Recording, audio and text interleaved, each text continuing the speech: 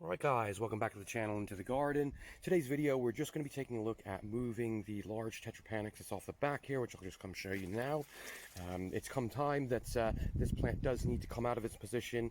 We are going to be putting a large summer house back here. You may have seen from the previous video, we've removed the Trachycarpus palm that was here. We've removed the Fatsia japonica that was there, and also the yuccas that were there as well. And you can see all the mess from pulling all this out. Only just removed those yesterday and put them up into the new raised bed, which you haven't checked that video out, certainly check that out.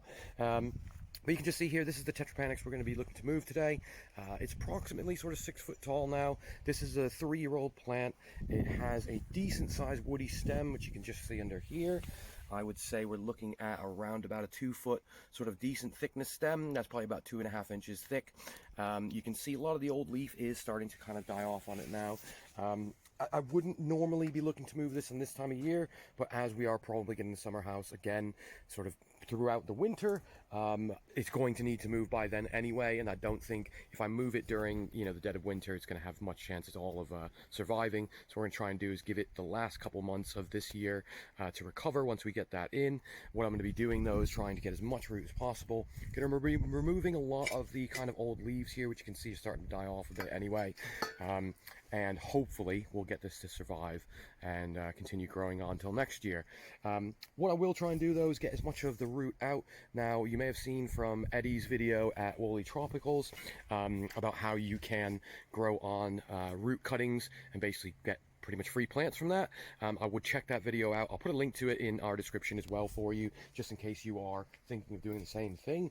Now, if you have done a transplant on a Tetrapanex, please put your experience in the comments below, just for anybody else to understand, for me to certainly understand your experience as well.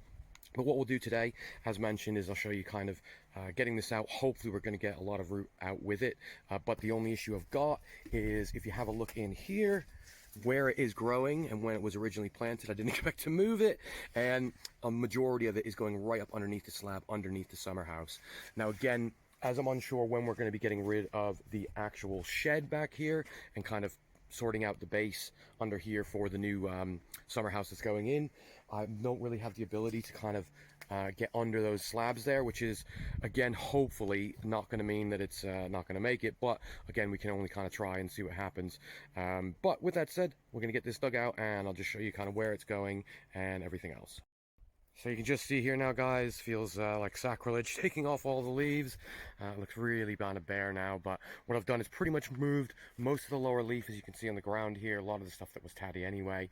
What we're going to try and attempt to do now is to get this out and as much root ball as we can on this side. Fingers crossed we'll be able to save this plant here, but as you can see, it looks quite bare now. Always sad to sort of do things like this to plants, certainly when it comes to wrapping up the bananas, as you can see in the back here. Again, another sort of sad time, as you got to cut off all the leaves.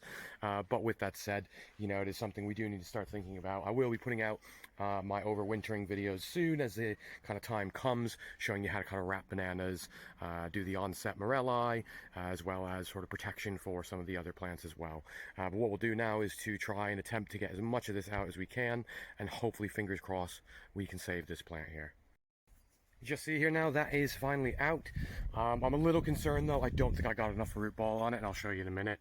But you can just see how big some of those roots are going up underneath the slab, which again, I knew I wasn't going to be able to really get out. Let's just take you over and show you the root ball.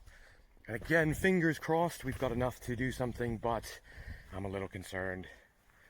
You just see here, it's the big chunky roots and everything like that. A lot of them have been chopped. Again, I'm going to try and get some of those other roots out, try and take some cuttings. It's going to go right in this hole here, but for now, as you can see, a decent amount of roots there, but again, I'm not sure if we've got enough.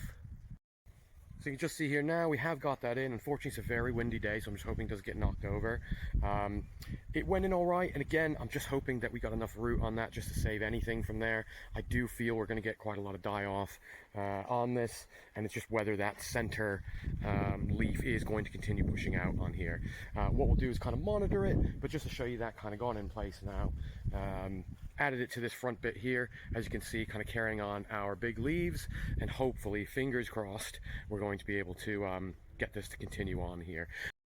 Just to show you here, guys, this is 1 hour after transplant, a little less than that even, and we're already drooping on the leaves. So I think I may go around and cut a few more of these off just to help it possibly recover. But you can already see even this is drooping here.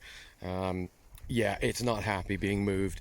These are definitely plants that once they're settled, they don't like to be moved. As you can see here, I've made the decision to remove a few more of the leaves as it is heavily drooping here. To be expected, of course, we've kind of, severed the major roots down there. I think it's with any plant, if you do that, you're going to have these sorts of results. Obviously, this reacted really, really quickly to it. Again, as mentioned, this is about an hour after transplanting it. You can see, again, I've removed some of the extra leaves just from the previous clip before, but just really wanted to show you that. Again, I'm going to kind of keep you guys up to date on what happens with this plant. Hopefully we do get some recovery, but just to kind of show you the kind of results of transplanting. It has been very upset by it. These plants are quite kind of typical that they're not big on being transplanted. Once they get their feet in the ground, they really want to stay there. If I had a large bucket, I probably would have, or a large pot, I probably would have potted this to keep it perhaps in a pot for the winter. That way I can just protect it, bring it inside if need be. But with that said, I don't have a large pot, and I think if I can hopefully get it to get some root down just before we get that first frost, hopefully we may get some recovery. Even if it does just shoot from the base, I'd be happy with that as well. Sorry for the jump in edit, guys. I'd realized after I'd filmed it yesterday, well, when I came out this morning, as you can see, it has actually perked back up. So I thought it was important to kind of show that on this video as well, that it does seem that getting rid of some of those leaves has helped it to perk back up. And you can just see this one that was droopy just in the last clip, fully back out again, open back up. I'm pretty happy with that. And again, the smaller one that was also drooping does seem to have perked up as well. So we did have a lot of rain overnight. I think that has helped to really kind of keep that moist, after transplant. But yeah, just wanted to add that on the end, and I do, I may do another kind of week update and month update on this one, just to keep you guys up to date on how, it fares after transplant. But yeah, of course, as mentioned, if you haven't checked out the video Eddie's put out on the Tetrapanex, how to do cuttings, things like that, certainly check that out. Again, I'll put that in the description as well as on the end screen as well for you. And of course, if you haven't checked out the friends of the channel, certainly feel free to do so. If you're not subscribed to our channel, certainly also feel free to do so. Just keep you up to date with all the kind of content we're putting out. Do try to put out quite regular content. It will vary slightly, doing a lot of the kind of ponds. I know we've got a couple more pond builds coming up as well. So certainly keep an eye out for those. Always interested in your comments and kind of what your thoughts are on the garden, any suggestions or advice. Always appreciated, and certainly hopefully it can help others as well that follow the channel. But with that said, of course, yeah, thanks for watching. We'll see you in the next one.